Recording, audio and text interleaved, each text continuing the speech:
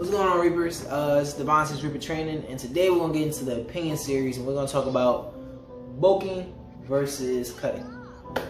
So, bulking versus cutting. So, just to get into a little brief rundown what it is. So, when you're in a cut, you're in a deficit of at least 500 calories from your basal rate.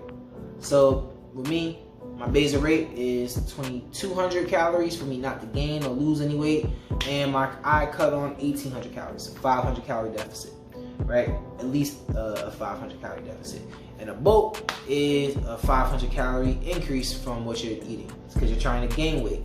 So for me, again, 2,200 calories, I would technically bulk on 2,700 calories. In a fitness community, there's people that do bulks and cuts religiously. Normally, cutting season would be springtime, towards the end of winter into springtime, and then a little going into summer. And then bulking season would be from the fall through most of the winter. Now, first things first, is it even worth doing that? So, I'm going to say this right now, right? And I might catch some flack for this, but I personally feel like bulking and cutting is nonsense. Just kind of interchange between the two. So, I'm doing a dirty bulk, right? I'm doing like 3,000 calories a day.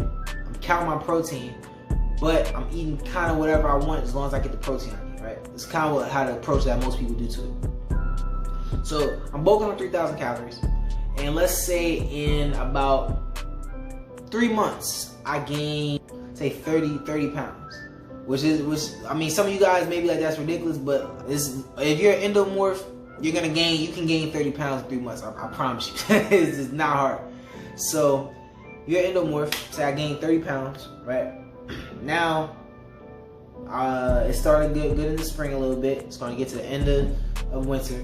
So now I'm trying to cut down back to, let's say I started bulking from 180 pounds, so I'm going to cut back down to 180. I can guarantee you, out of that 30 pounds I gained, now 30 pounds is kind of being generous because most people's bulks go 4 to 5 months sometimes.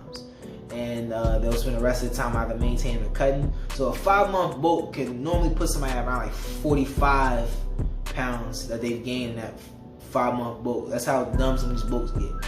But let's say I cut down all those 30 pounds, 35 pounds that I cut down. How much of that, first of all, how much of that was muscle? So in an honest statement, maybe, and this is a big maybe if you had great genetics, 7 of those pounds was pure muscle. And that's like a stretch because there's not too many human beings out there. Matter of fact, that's too much of a stretch. We'll say 5 pounds of solid muscle was put on in those 3 months, right? So that's 25 pounds of fat. When you cut down the amount of, as long as that cut is, 35 pounds is not going to go off in a month. It's not going to go off really in 2 months. It's going to take some time to get that off, right? So by the time you cut back down to the weight you want to be at, you may retain 1 pound of that muscle. Just 1 pound. You did not do, like, that it wasn't even worth you getting all that effort into there to do that. It wasn't even worth it. It was a waste of time. So the reason why I'm saying these cuts and bulks are basically stupid, putting your body on all the stress for almost no results.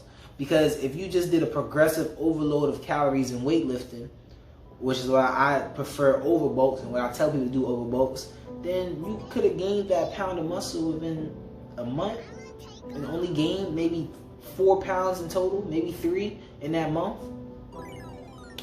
There you go right there. You don't even have to worry about having to do this long cut. Because let me tell you something, if you do a progressive overload and then you cut, you're still gonna lose a little bit of muscle, but you're gonna retain a lot more, and you're not gonna be in this far off. I know people that have gone into bulks and have gained 40 pounds, and then went on a 6-month cut. you lost all that muscle. You didn't, and then again, your body can only gain so much muscle within a year's time. It's impossible for you to retain all that muscle doing that long of a cut. It's not gonna happen. Now, doing one or the other separately is not that bad. If you're an ectomorph, a bulk is a good thing because you're just trying to gain weight, right? And if you're an ectomorph, you really don't retain much of that weight anyway, so even if you're doing that for 4 or 5 months and you gain 30 pounds, I can almost guarantee you that you really didn't put on that much fat. You may have a little bit of love handles. When you do that little mini cut that you do, which is gonna be easy for you, the metabolism's high anyway, you'll lose that like that. You'll be just fine. But now for mesomorphs and endomorphs, the bulking cutting thing is dead. Don't do that. I mean, with the endomorph, you're gonna gain weight a lot faster. But same for mesomorphs. Don't even get into all that. It's not really beneficial. So everything is good in moderation. Be very, very careful. You don't need to go following all these trends, the bro science, things like that. It's a big part of this channel is we're trying to dispel a lot of these bro science theories that's out there, because they can be detrimental to people that's trying to do real things with their bodies and they're having a hard time and they're just starting out. So this is Reaper Training. We don't chase dreams, we hunt goals. Thank you for joining me.